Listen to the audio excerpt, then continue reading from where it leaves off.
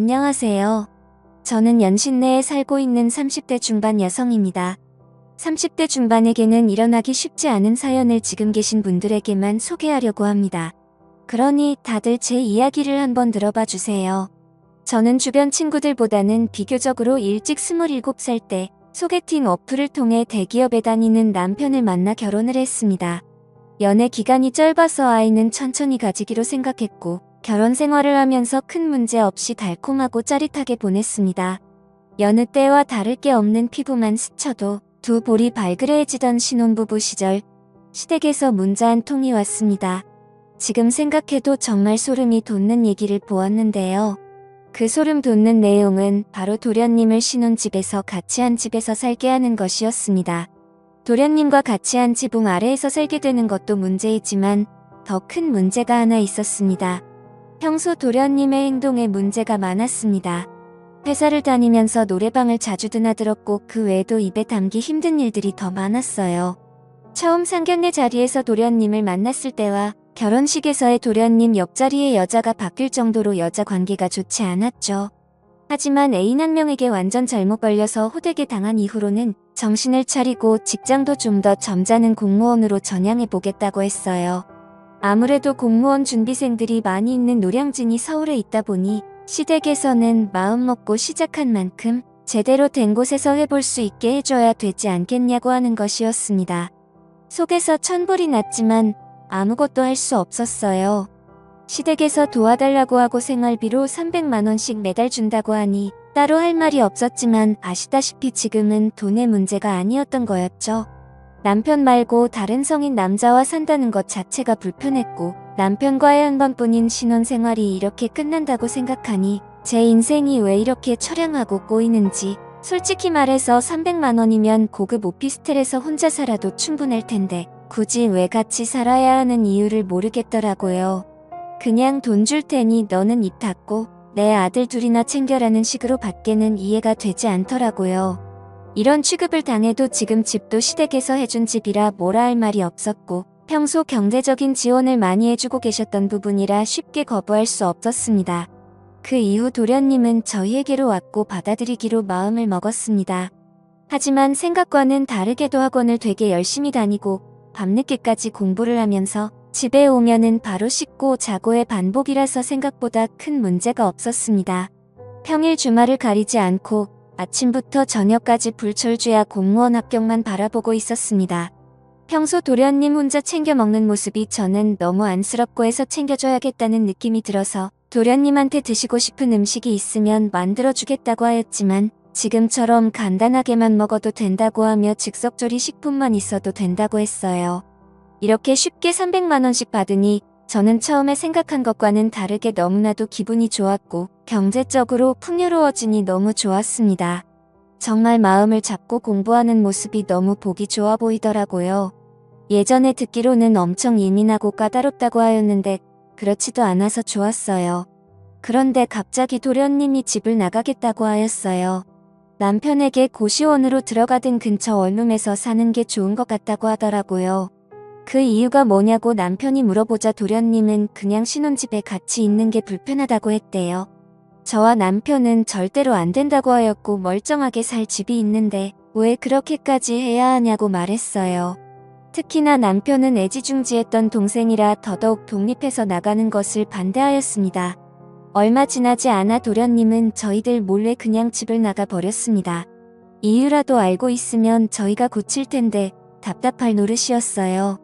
남편 역시도 황당하고 당황스러워하였고 이 상황에서 시댁에서 부모님들이 확인차 올라오셨고 도련님이 저희 집에서 나간 걸 알고 나서는 고함을 고래고래 지르면서 화를 내셨습니다. 그러고는 저에게 내가 눈치를 얼마나 주면 공부하는 애가 공부에 집중도 못하고 눈치나 보면서 집을 나갔냐고 하면서 말이죠. 저와 남편은 오해를 풀 수 있도록 충분히 말씀드렸고 그 얘기를 들은 시어머니는 지금 당장 나가서 빨리 데려오라고 말하고는 그 자리를 박차고 나가셨습니다.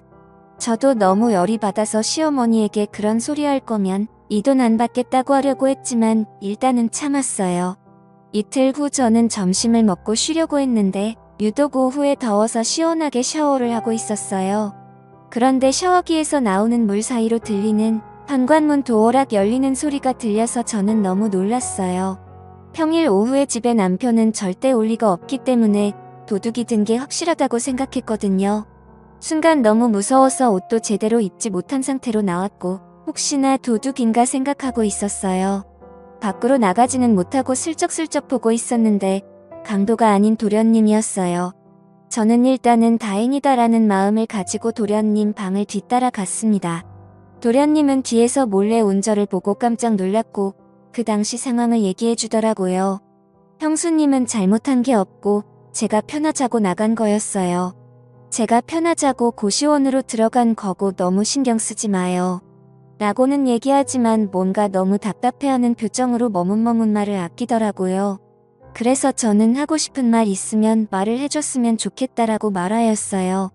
그러더니 도련님은 저에게 시원한 맥주 한 잔만 달라고 하였고 저는 바로 술 냉장고에 넣어둔 맥주를 꺼내서 드렸어요.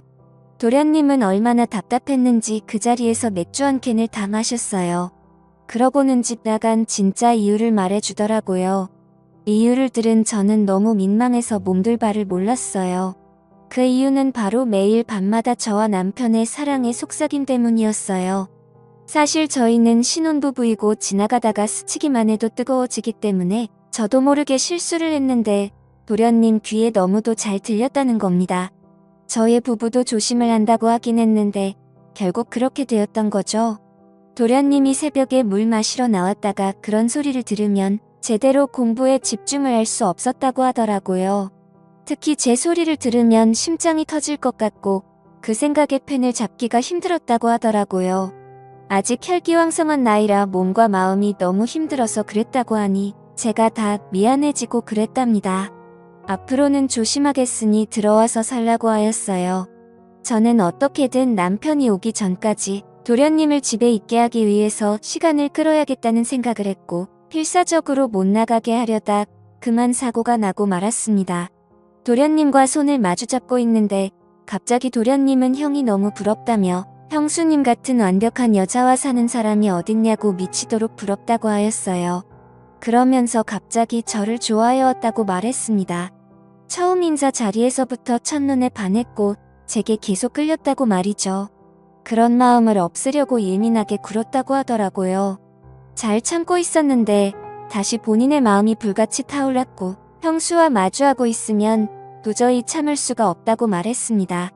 그렇게 말을 하더니 도련님은 제게 다가왔고 저도 내심 도련님을 마음에 두고 있어서였는지 저희 둘은 결국 실수를 저지르고 말았어요.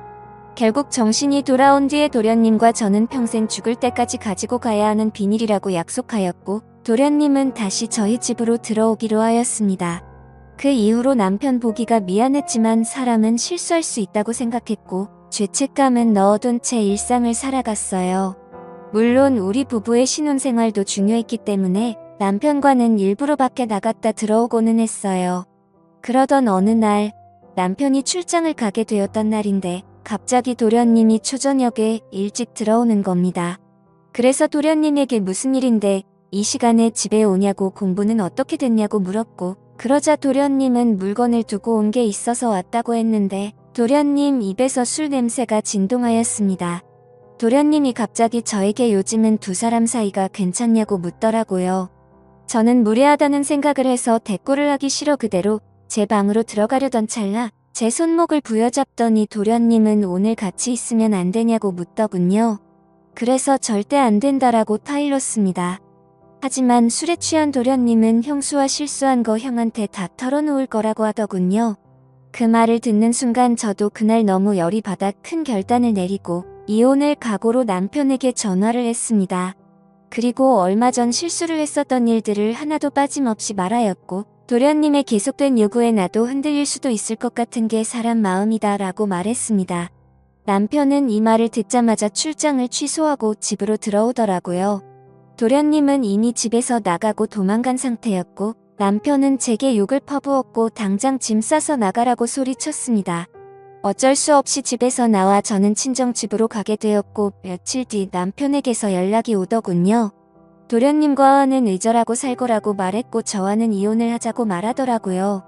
남편이 용서해준다면 앞으로 2번 다시는 절대 그럴 일 없을 거라고 싹싹 빌었지만 남편의 마음은 굳건했습니다.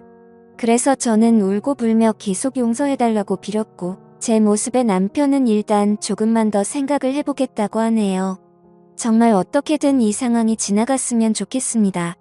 남편에게 큰 죄를 지은 것 같아 너무 미안하네요. 말도 안 되는 거 알지만 잠깐의 실수가 결국 이 사단을 만들어버리네요. 그냥 비밀로 할 걸 괜히 말했나 하는 생각도 듭니다. 지금까지 제 사연을 들어주셔서 감사드립니다.